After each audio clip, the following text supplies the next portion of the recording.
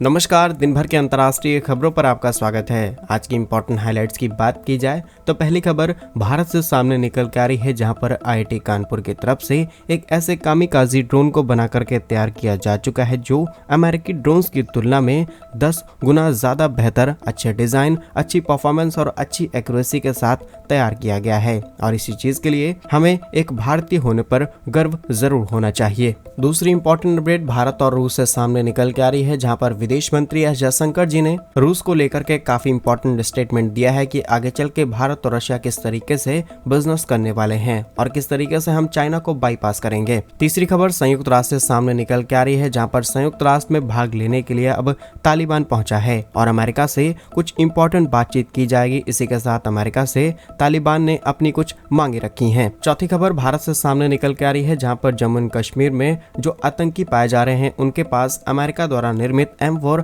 Advance rifles मिल रही हैं। तो ऐसे में सवाल खड़ा होता है कि अमेरिका के ये हथियार आखिर आतंकियों के हाथ कैसे लग रहे हैं। तो फाइनली इस बात का जवाब सामने आ चुका है। आइए आज के इस वीडियो में सारी इंपॉर्टेंट अपडेट डिटेल्स में आपको बताते हैं। यदि आपको हमारी ये न्यूज सीरीज पसंद आ रही है तो आज की इस वीडियो को लाइक और चैनल को सब्सक्राइब जरूर कीजिएगा। सबसे पहले भारत की डेवलपमेंट की बात की जाए तो फाइनली भारत के आईआईटी कानपुर की तरफ से कामिकाजी ड्रोन को तैयार किया गया है। अगर कामिकाजी की बात की जाए तो दैट इज जापानीज वर्ड, जिसका अर्थ होता है कि कोई ऐसी घटना जो कि अचानक से हो जाए। और युद्ध में अक्सर ऐसी घटनाएं देखने को मिलती हैं जहां पर दुश्मन आप पर अचानक से हमला कर देता है। और आज के समय इस बात की कोई सफाई देने की जरूरत नहीं है कि कामिकाजी ड्रोन्स का कितना बढ़ चढ़ के इस्तेमाल किया जा रहा है। चाहे रशिया यूक्रेन वॉर हो, ईरान इजराइल, ईरान लेबनान, हर जगह पर हमें इन ड्रोन्स का इस्तेमाल होता हुआ नजर आया है। और ईरान तो इस मामले में इतना ज्यादा एडवांस हो चुका है कि इनकी तरफ से रशिया को इन ड्रोन्स तक की सप्लाई की गई है। तो इस मामले में भारत आखिर पीछे कैसे रह सकता है। भारतीय इंजीनियर्स, भारतीय साइंटिस्ट और भारत के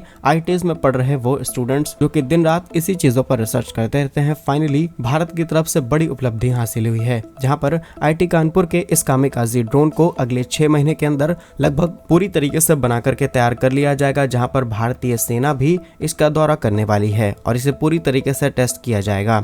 डिटेल्स की बात की जाए तो करीब 6 किलोग्राम का विस्फोटक को अपने साथ कैरी कर सकता है। यह 50 मिनट में 100 किलोमीटर की दूरी कर सकता है और अमेरिका के ड्रोन्स इसी मामले में कई बार पीछे हट जाते हैं। डिटेल्स के मुताबिक आईआईटी कानपुर की सेमीकंडक्टर टीम इस चीज पर भी रिसर्च कर रही है कि इस ड्रोन में किस तरीके के एडवांस इलेक्ट्रॉनिक पार्ट्स लगाए जा सकते हैं और उनका ब्लूप्रिंट भी तैयार किया जा चुका है, जिससे इस चिप को इतना ज्यादा एडवांस किया जा सके जो कि अमेरिका से 10 गुना ज्यादा बेहतर हो, सस्ता हो, जिसमें बैटरी का भी कम खर्चा है। दैट मीन्स कि ड्रोन्स को ऑपरेट करने में इलेक्ट्रॉनिक्स और बैटरी जितनी ज्यादा एडवांस होगी उस ड्रोन की परफॉर्मेंस उतनी ही ज्यादा अच्छी हो जाएगी। और सबसे बड़ी बात यह है कि अगर जैसे ही इस ड्रोन का ब्लूप्रिंट तैयार हो जाता है और इसे इंडियन फोर्सेस की तरफ से अप्रूव कर दिया जाएगा, आप समझ सकते हैं कि इस एक डेवलपमेंट की हेल्प से भारत करीब 15,000 करोड़ रुपए की इंपोर्ट को आसानी से घटा सकता है, क्योंकि भारत ऐसे ही प्रकार के ड्रोन्स को इंपोर्ट कराने के लिए लगभग इतना बजट खर्च करने वाला है अगले कई सालों में। वहीं इस ड्रोन की और इंपॉर्टेंट डिटेल्स की बात की जाए तो इसे उड़ाने के लिए किसी भी प्रकार की पट्टी की जरूरत नहीं पड़ती है, बल्कि ये कहीं से भी आसानी से उड़ाया जा सकता है। इसके अलावा इसमें सिर्फ एक लॉन्चर और कैंसर की हेल्प लेकर के इसे हवा में भेजा जा सकता है। इसके 2 वर्जन होने वाले हैं, जिसमें एक में 2 किलोग्राम वजन के साथ इसे 40 किलोमीटर दूरी तक ले जाया जा सकता है और दूसरा 6 किलोग्राम वजन के साथ इसे करीब 100 किलोमीटर की दूरी तक ले जाया जा सकता है। और इसका इलेक्ट्रॉनिक का डिजाइन कुछ इस तरीके से है कि अगर इसमें लगा हुआ जीपीएस काम नहीं करता है तब भी ये अपने टारगेट को परफॉर्मली हिट करके आएगा। दैट इज वेरी शॉकिंग कि कुछ इस तरीके की टेक्नोलॉजीज भी आखिर तैयार की जा सकती हैं। इसके अलावा इन दोनों ही रेंज में जो स्पीड है, एक में 120 किलोमीटर प्रति घंटा और दूसरे में 200 किलोमीटर प्रति घंटे की मिलने वाली है। तो यह कुछ बेसिक डिटेल्स, आगे चल के जैसे ही इसे पूरी तरीके से टेस्ट कर लिया जाएगा और भी डिटेल्स हमारे सामने आएंगी, डेफिनेटली हम वीडियो जरूर लाएंगे। बाकी भारत की इस तैयारी पर कमेंट बॉक्स में जय हिंद जरूर लिखिएगा। दूसरी इंपॉर्टेंट अपडेट विदेश मंत्री एस जयशंकर जी के उस बयान से सामने निकल के आ रही है, जिसमें उन्होंने कुछ नई चीजों का खुलासा किया है कि भारत और रूस के बीच में किस तरीके से व्यापार को बढ़ाया जा सकता है और कुछ इंपॉर्टेंट गाइडलाइंस भी जारी की गई हैं। अगर डिटेल्स की बात की जाए तो आज के समय भारत और रूस के बीच में $30 बिलियन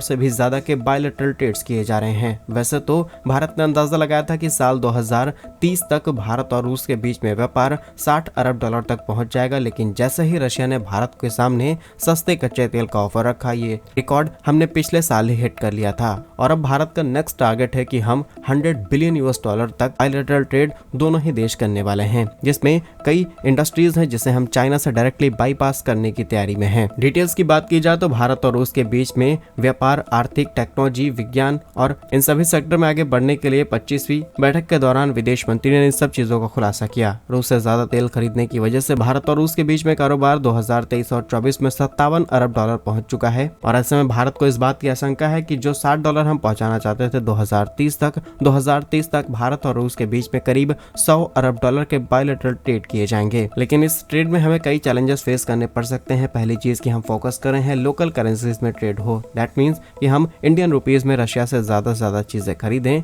लेकिन उस रुपए को किस तरीके से सेटल किया जाए हमें इस पर भी फोकस करना होगा। और इसके लिए हमें अपने देश के अंदर मैन्युफैक्चरिंग प्रोसेस बिग स्केल पर शुरू करनी होगी, जिससे हम वो चीजें रशिया को एक्सपोर्ट कर पाएं और लोकल करेंसीज का ही इस्तेमाल हो। सो दैट हमने ब्रिक्स को इतना स्ट्रॉन्ग करने की तरफ मूव कर लिया है, तो क्यों हम डॉलर को स्ट्रॉन्ग करें। इसके अलावा मैन्युफैक्चरिंग प्रोसेस में थोड़ा सा टाइम लग सकता है, साथ ही साथ जो इंडियन करेंसी रशिया में पहुंच रही है उसका इस्तेमाल क्यों ना रशिया भारत के अंदर एज अ इन्वेस्टमेंट कर पाए और भारत में इन्वेस्टमेंट को लेकर के अब नए रास्ते खुलने वाले हैं। तो जब रशिया को इंडियन रुपीज सेटल करने का ऑफर मिल जाएगा तो डेफिनेटली भारत और रशिया के बीच में $100 बिलियन का ट्रेड पहुंचने में शायद हमें सिर्फ 3 से 4 साल लगने वाले हैं। नेक्स्ट इंपॉर्टेंट अपडेट अफगानिस्तान की सत्ता पर बैठे तालिबान से सामने निकल के आ रही है, जहां पर पहली बार संयुक्त राष्ट्र में आयोजित जलवायु वार्ता में भाग लेने के लिए तालिबान पहुंच रहा है। तालिबान ने इसमें हिस्सा लेने के लिए अजरबैजान की राजधानी बोकारो में एक प्रतिनिधि मंडल भी भेजा हुआ है, क्योंकि तालिबान के पास अफगानिस्तान सरकार के रूप में आधिकारिक मान्यता नहीं है, इसीलिए इन्हें अपना कोई ना कोई रिप्रेजेंटेटिव भेजना होगा सो दैट ये अपनी बात यूनाइटेड नेशंस के अंदर रख पाएं। जहां तालिबान की अमेरिका से सिर्फ यही मांग हो सकती है। तालिबान के मंत्री मटूली हक ने इस बात पर जोर दिया है कि इस समय जो क्लाइमेट चेंज हो रहा है इसका सबसे बड़ा इम्पैक्ट तालिबान पर पड़ रहा है। इसके अलावा यह देश एक लंबे समय से ना पानी, ना एग्रीकल्चर और लंबे समय से सूखे से झेल रहा है। ऐसे में इस देश के अंदर खाने पीने की समस्या, एग्रीकल्चर और लगभग सभी सेक्टर्स खतरे में पड़ चुके हैं। इसी के साथ भारी बारिश की कमी के कारण इस देश के अंदर करीब 350 से भी ज्यादा लोगों ने अपनी जान गंवा दी है और इसी तरीके से चलता रहा तो इन्हें भारी नुकसान उठाने पड़ सकते हैं। इसलिए अमेरिका से ये रिक्वेस्ट की जा सकती है कि अमेरिका को फोकस करना चाहिए कि किस तरीके से क्लाइमेट चेंज को कंट्रोल किया जाए और लगातार अलग अलग देशों के अंदर जो हो रहे युद्ध हैं इनको रोका जाए, क्योंकि इन्हीं की वजह से सबसे ज्यादा क्लाइमेट चेंज हो रहा है। बाकी तालिबान की इस मांग पर आप क्या सोचते हैं कमेंट्स में जरूर बताइएगा। नेक्स्ट इंपॉर्टेंट अपडेट भारत से सामने निकल के आ रही है, जहां जम्मू एंड कश्मीर में लगातार हो रही आतंकी घटनाओं में जो भी आतंकी पकड़े जा रहे हैं उनके पास अमेरिका द्वारा निर्मित M4 राइफल बरामद हुई है। तो इस बात का खुलासा हो चुका है कि अमेरिका की M4 आखिर आतंकियों के हाथ कैसे लगी। असल में कुछ समय पहले अफगानिस्तान में तैनात अमेरिकी सेना सारे हथियार वहीं पर छोड़ के चली गई, जिसके बाद पाकिस्तान की खुफिया एजेंसीज और आतंक संगठनों ने वो M4 राइफल्स वहां से गायब कर दी और अब उसका इस्तेमाल जम्मू एंड कश्मीर के अंदर हो रहे घुसपैठ के अंदर किया जा रहा है। बाकी पाकिस्तान की इस घटिया सोच पर आप क्या कहते हैं, जहां पर इनके पास हथियार भी नहीं है आतंकियों को प्रमोट करने के लिए और वो चोरी के हथियारों का इस्तेमाल कर रहे हैं। पाकिस्तान के लिए कमेंट में 2 शब्द जरूर लिखिएगा, वंदे मातरम, भारत माता की जय।